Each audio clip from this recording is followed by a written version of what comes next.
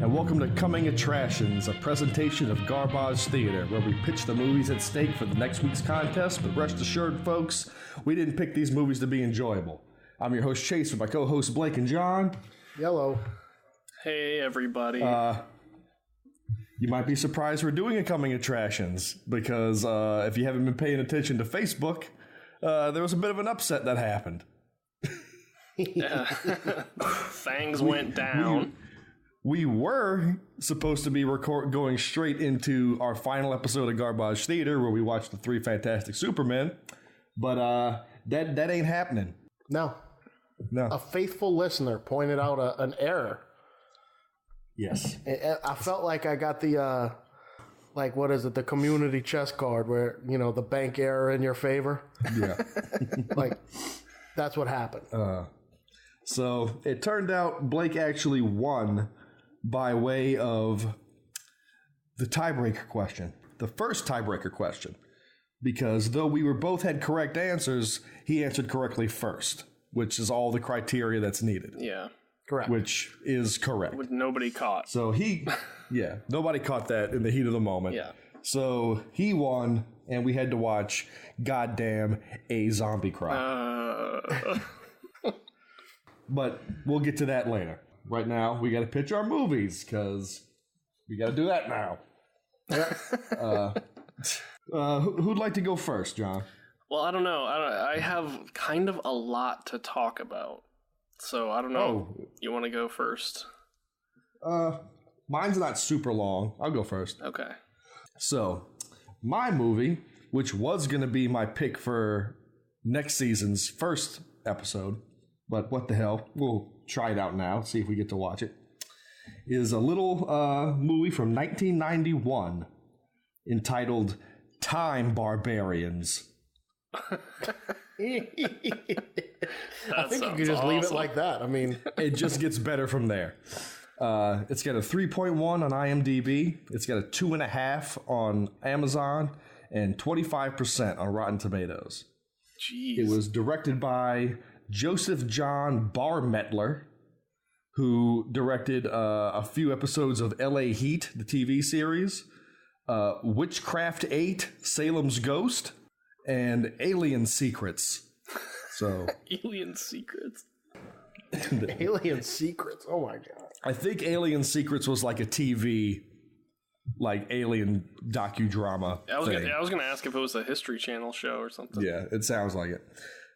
Starring, and this is the thing, starring Darren McBee as Doran the Barbarian.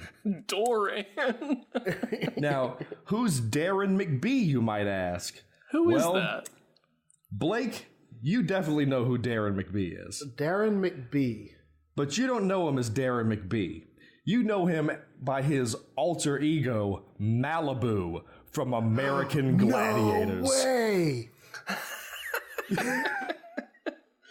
I've never heard Blake so excited. John, you have to lose. Oh. This stars Malibu from American Gladiators. Oh my god. During his prime, 91. Yeah. Wow. This movie clearly came out at the same time as Beastmaster 2, because it is Beastmaster 2. Even better. It also stars Joan Ayers as Lystra/Penny. I don't know what that means. She was in To Protect and Serve and Treasure of the Moon Goddess. Also starring Daniel Martine as Mandrake. And he was in Grim Sweeper, Head Shop, and Molly and the Ghost. All big-time movies. Yeah, I want to see Molly and the Ghost. So, synopsis. When Doran, warrior king of the forest, butts heads with the evil wizard Mandrake, he soon finds his kingdom in peril. Following an intense barbarian war, it's not Mandrake, Mandrak, excuse me. Mandrak takes the life of Doran's queen and escapes through a time portal to modern-day Los Angeles, like you do. Yeah. Heartbroken and hell-bent on revenge, Doran follows through the time to exact his fury, finding himself trapped in a world he does not understand. Oh, jeez. A full 96-minute runtime. This is an actual movie. Nice. No special trivia, nothing like that. Reviews. Low budget, time travel for good measure, lots of skin and muscles, very little brains. Okay. Review number 2. Better than sex. Nice. That's what I like in a movie. Of course you do. And my favorite review, Conan shrugged. What? Is Doran, was this written by Ayn Rand or something? So that's what I got. And I think just a movie starring one of the B Squad Exactly. American Gladiators is enough. Yeah. It wasn't even like Nitro or anything. It was... Nope. This is third string stuff. So, oh boy. Yeah, there you go. John, were you big into Gladiators or no? I watched it whenever I could, but Loser. I couldn't. We watched it religiously. Yeah, I didn't watch it religiously. I remember, like, I used to go to the Boys and Girls Club. We're going to get into some weird stuff. I used to go to the Boys and Girls Club, like, during the summers. And, like, there was a TV room, and, like, it would be on a lot. And I would watch it whenever it was on. But, yeah. I liked it a lot. It's a great show, for sure. Blake and I built the Eliminator in his backyard. Yes. Oh, my God. And by built the Eliminator, I mean we propped up some plywood and shit. Yeah, and it was probably real dangerous. I was going to say it's probably more dangerous than the real Eliminator. Yeah, definitely. Yeah. So that's what I'm bringing to the table. John, you're up. Top me. Okay. All right, so since this episode will probably be going up around Halloween time, I went for something a little spoopy, you know?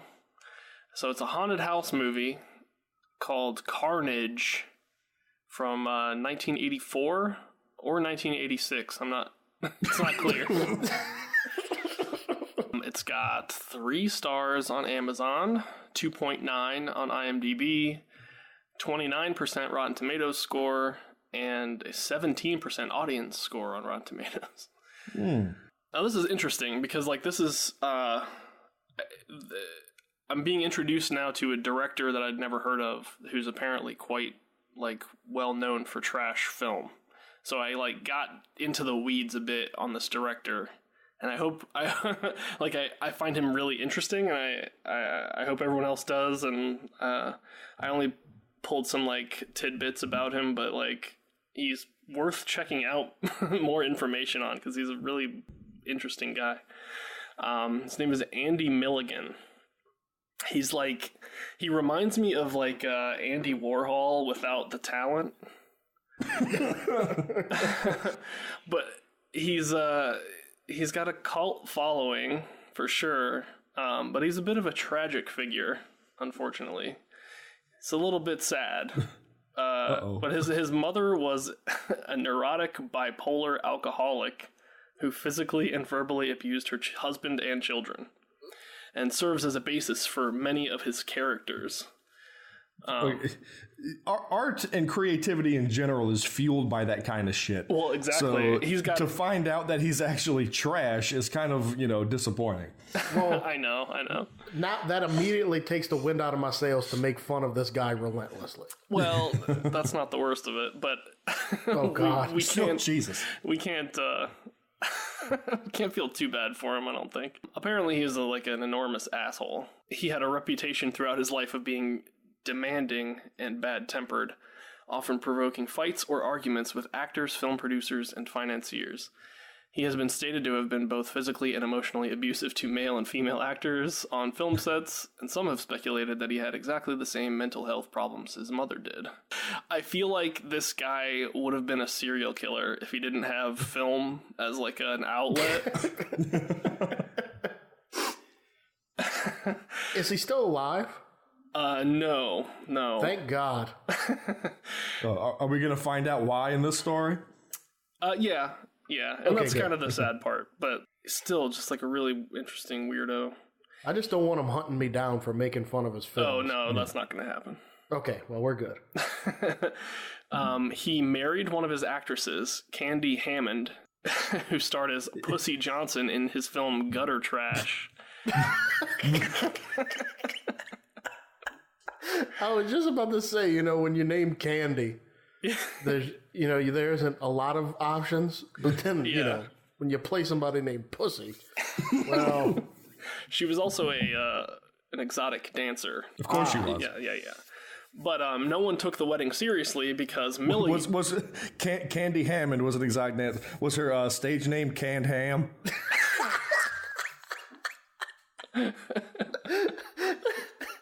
I don't know. That's a great question. Canned Ham. That's good.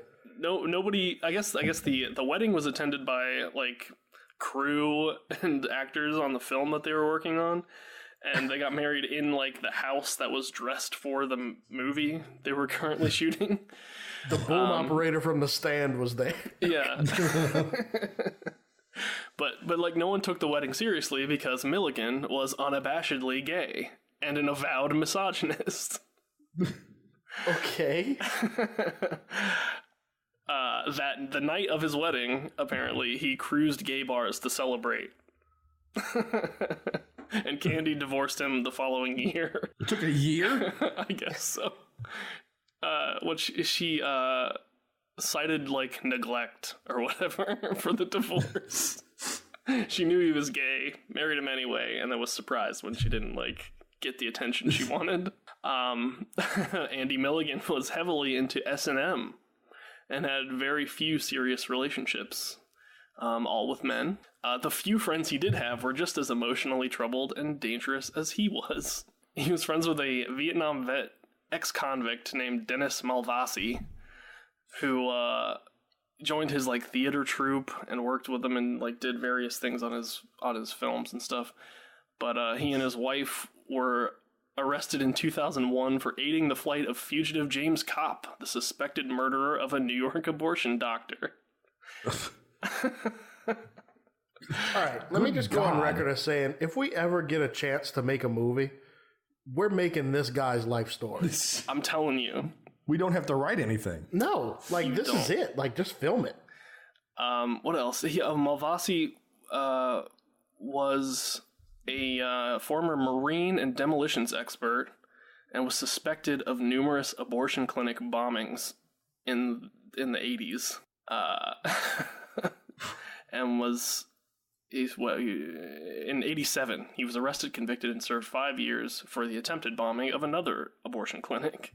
Let me just say already, this is the heaviest episode of Coming Attractions ever. I know. And John hasn't even said what the fucking movie is yet. Well, I said it's called Carnage. I did say that. Oh, yeah, that's right. You did. I forgot because my mind's reeling right I now. got it mixed up with the carnage of this man's life. I'm sorry. I just, like I said, I found this guy so interesting. Oh, no doubt. Down the rabbit hole you went. So, okay, just a little bit more on Andy himself. Keep going. Keep going. So, like, one of his main relationships was a guy named B. Wayne Keaton, who was nicknamed the Human Toothpick because he was so gaunt. Who was also an American gladiator.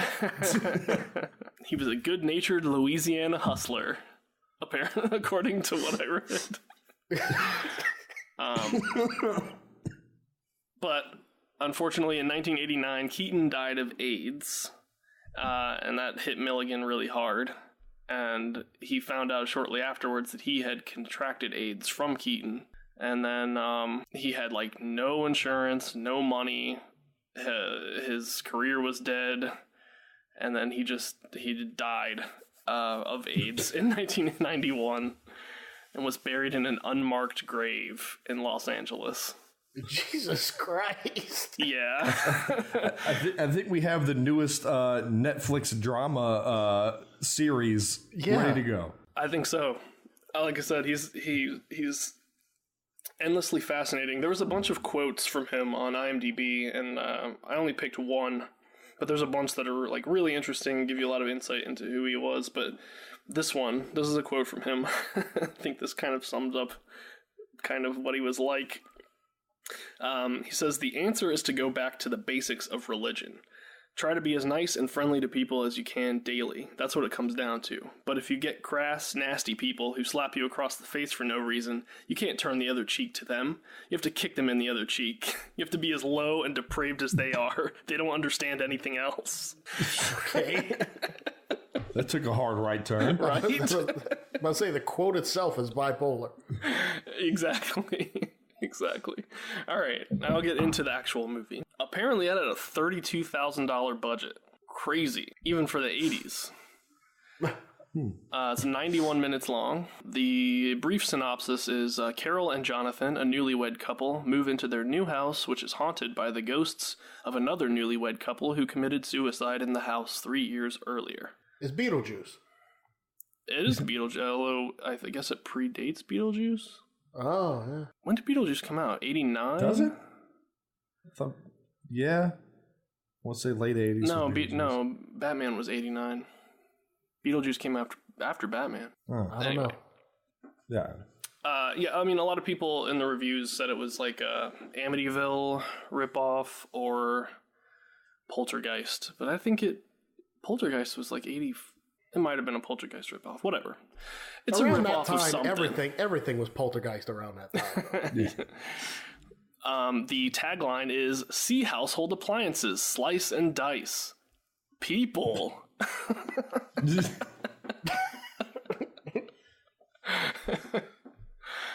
Some of the reviews I've got are, as an Andy Milligan project, it's at least nearly average. That's a miracle. Those who claim that this is director Andy Milligan's best movie aren't really saying much. It's still a terrible film, just not quite as bad as the rest of his bilge. Jesus Christ. Apparently, like, a lot of his movies were really, like, sleazy, like softcore sleaze. And this is not like that. So, it's probably the only one that doesn't violate the not porn rule in the Andy Milligan, like, oeuvre. The last one is a little bit long, but Andy Milligan does a haunted house movie here, and shockingly, he keeps almost everyone squarely in the frame. It's almost like Andy cared here, but thankfully that classic Andy sloppiness comes in and makes the movie a million times more enjoyable. The special effects here are good bad, in the best sense. The blood looks awful in a charming way, and the gore is high school play level. Even more humorous is the wardrobe for the film. People just walk around all day in bathrobes. It's like they're all wishing they could live in Japan and wear kimonos everywhere. If you see a person on screen, rest assured that you'll see them in a robe. Sure, this might be more fun if it was done in that classic, maybe Andy is holding the camera drunk and you're getting a shot of the lighting equipment, or people are having serious conversations with characters out of frame. It's still fun, even with the added layer of care put in. So that's it.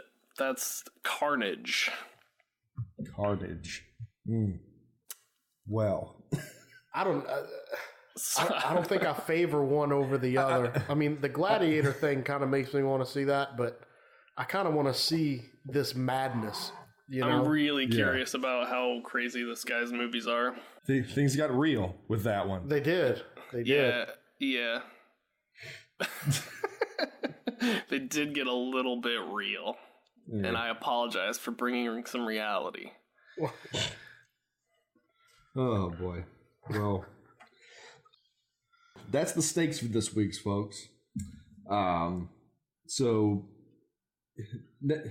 next week, when we do Garbage Theater Presents A Zombie Croc, Groan, it's a very pivotal contest because the winner will...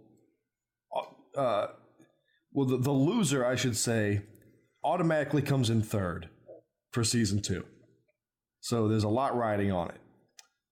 Blake there's no possible scenario where Blake comes in third. That's right.